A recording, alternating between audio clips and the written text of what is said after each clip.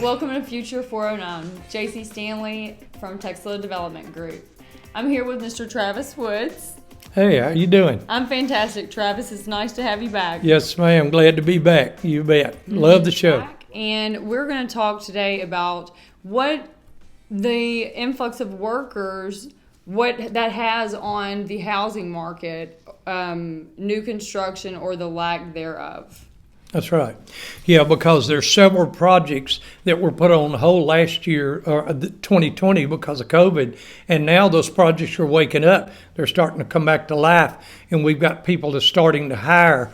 And, some of the plants are hiring direct, and then the rest of them are contract workers. And by the end of the year, we could have 20 or 30,000 people working in different locations. Well, we're already fighting Hurricane Laura, houses that can't be used, houses that were torn up. The hotels are full. So that's really a plus for your business, for accommodations.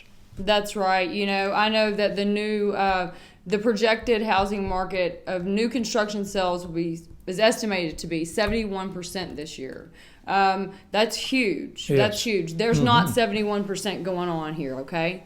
But as TEXLA Development Group, I will let you know, land acquisition, give me a call. I'm here to assist you at all points of a real estate transaction. Well, that's good, because a lot of people have come in and bought and built, RV parks and all that kind of stuff, kind of a temporary fix. But what about the, Sunday paper had Golden Pass LNG advertised for 200 new employees. Those folks are coming in to stay. They don't want to live in an RV. They want a house. They want to bring their wife and kids. They're moving here out of Nashville, Tennessee, or wherever, and those guys are going on a new house. That's right. And, I've had 2 or 3 friends of mine that sold their house, and it stayed on the market 2 days. Mm-hmm. So what does that tell you? Exactly. There is a deficit of housing, and, like I said in our last show, Kiewit's hiring 1,600 people. Well, they're 26 miles from Port Arthur. Where are they going to look to stay? Exactly. And a lot of people want to get more into the rural areas. That's right.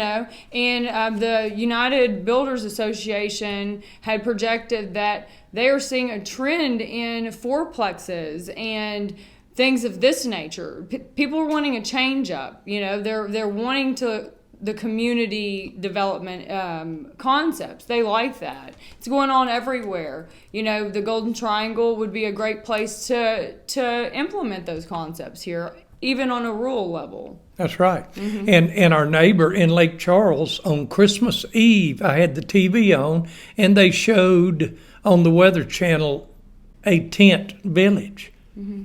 In With 2020, families. With families living in tents. Absolutely. Because their houses were tore up. Come on. Mm-hmm. Wake up, America. I mean, these folks need help. Yeah. And we've got all this influx from contractors. Praise the Lord for that. We're so glad that industry is bouncing back. Mm-hmm. So many of the pipeline companies, pipelines, everywhere you turn around here, there's pipelines coming in. They're coming in or going out. That's or they're right. fixing. Exxon's redoing 300 miles of pipeline right now between Lake Charles and Mont Belvieu. Mm-hmm. And we have $20 billion worth of acquisitions going on right now with different pipeline companies buying up others. They're not doing that for kicks and grins. That's right. They know what's coming. They know that the post-COVID era, they see a light at the end of the tunnel, and they're moving forward. And what that's going to do, the trickle effect in the good old Golden Triangle that's got plenty of water, interstate access, and rail, they're going to want to build here. Exactly. And at TEXLA Development Group, we have done our research. We know the rail systems. We know the pipeline systems.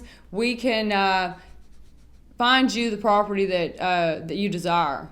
That's Whether right. it be a port property, something off the water, the dredging of the waterways, which is huge because now you've got the freight ships coming in. Exactly. You've got so many people ordering things online nowadays, and those companies can't keep up with the demand. you know? That's right. That's right. And the highways, you know, TxDOT is rebuilding the interstate highways between here and Orange. And of course, you know, you can go anywhere and they're rebuilding interstate somewhere, you know. But that's an incredible deal. And fixing to build that big interchange down there in Port Arthur at 73 and 69. Cloverleaf. So that's going to be a huge deal because you got Chenier, you got Golden Pass, and you have Sempra, Port Arthur LNG, and Valero. Just that right there. When those projects are up in full swing, you'll have 30,000 people going down a 2-lane highway towards Sabine Pass. Come on. You know, if anybody's gone down to Sabine Pass and went down there thinking they're going to Holly Beach and catch some crabs, you know how narrow that road is. That's right. And you have 30,000 people. And now let me ask you this. What radius would you say? I mean, 30,000 people. What radius is this? This is in all directions. You That's understand? Right. In our group, we've got a group out of New Orleans that's a member of all of our contractor groups, Hotard Bus Lines. Hotard is setting up parking rides at the airport. Absolutely. They just rented Hollywood Theaters there on 73 in Port Arthur, and people will park there and ride the buses to work. But, I mean, at one time, Cameron LNG in Cameron, Louisiana, they had 12,000 people. He had 146 buses a day running. Okay, 146 buses a day hauling people in and out. Exactly. And I remember you mentioned that Bechtel was looking for 300 bus drivers. Yeah. That's 300 bus drivers needed in the Golden Triangle, and no one knew about it, okay, unless you pick up the phone and call, and you didn't know to, making $21 to $23 an hour to drive construction workers in on a bus. That's right. So there's no reason for... Yeah, and I say no reason. I can be a bit forthcoming. However, there's plenty of jobs out there, you know. It is. So it's up to you to pick up the phone, to get out of the uncomfortable feelings that you may have with yourself and make it happen. JC, you were asking about the port projects. There's so many, you know, ports. They're kind of the lifeblood of these plants. You go down to Larry Kelly at the Port of Port Arthur. They just finished building berth 5, or they're finishing it right now. They'll be going out for bids on berth 6. That's just more places to park the boats. They have acquired some property down in Sabine Pass, the old rowing yard. They're going to clean all that up.